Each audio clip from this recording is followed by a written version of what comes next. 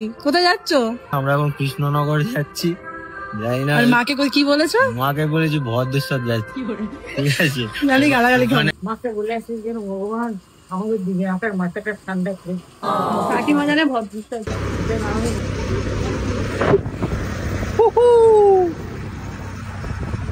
কোথায় যাচ্ছ? যদি মারটা খাও।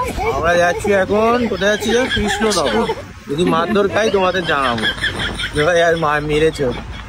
কল্যাণী এক্সপ্রেসওয়ে হয়ে NH-12 হয়ে ফাইনালি আমরা কৃষ্ণনগর এন্টার করলাম। পৌঁছে তো গেছি, বাট চিনি তো না কিছুই। বাট মানুষ এতটাই হেল্পফুল, এই দাদা আমাদের পুরোটা রাস্তা গাইড করে গিয়ে একেবারে বুড়িমার সামনে অবধি গিয়ে পৌঁছে দিলেন। তো ফাইনালি আমরা বুড়িমার মণ্ডপের ওখানে পৌঁছে গেলাম। ওখানে কিছু প্রোগ্রাম হচ্ছিল, সেই প্রোগ্রাম দেখে ফাইনালি আমরা মাকে দেখলাম। বিশ্বাস করো, এক ফোঁটা বাড়িয়ে বলছি না, ছোট থেকে মা জগদ্ধাত্রীর কোলে বড় হয়ে উঠেছি, কিন্তু মায়ের এই রূপ, এই সৌন্দর্য জীবনে কোনোদিন দেখিনি। আমরা জাস্ট চোখ ঘোরাতে পারছিলাম না।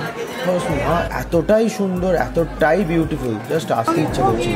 কৃষ্ণনগরের বুড়িমাকে দারুণ সুন্দর লেগেছে, অসাধারণ দেখতে। মাকে আর পারফেক্ট টাইমে যখন গয়না পরানো, দারুণ লেগেছে, দারুণ লেগেছে। Thank you.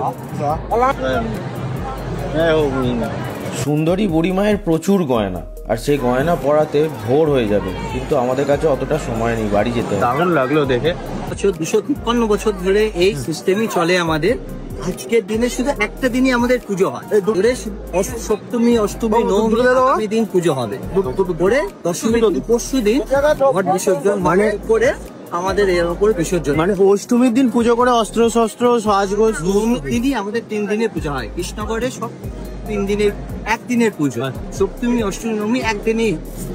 আর পরের দিন দশমী ঠাকুর বিসর্জন হয় স্নান করে, মানে কাঁধে করে ঠাকুর বিসর্জন একদিন। আজকের দিনে সব ঠাকুরকে মানুষ যারা করে থাকে সবাই মানুষ টাকা দেয়, সেও টাকা দেয়, দিয়ে দিচ্ছি দেয়।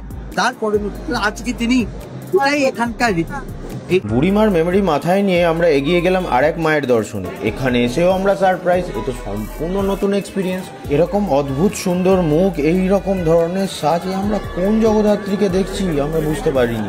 মায়ের তলায়, সিংহের তলায় হাতি থাকে। আমাদের পাড়ার নাম হচ্ছে বাগাডাঙ্গা, ঠিক আছে? আচ্ছা, এবার আমাদের এখানে মানে দাদু বাবা থেকে যখন থাকতো, এগুলো সব জঙ্গল ছিল, বাঘ থাকতো, ঠিক আছে? ওকে, আচ্ছা। এই সেই থেকেই আমাদের যারা বাগানের নাম হয়েছে। এই জন্য অসুরের কনসেপ্টটা বাঘের কনসেপ্ট, রাইট?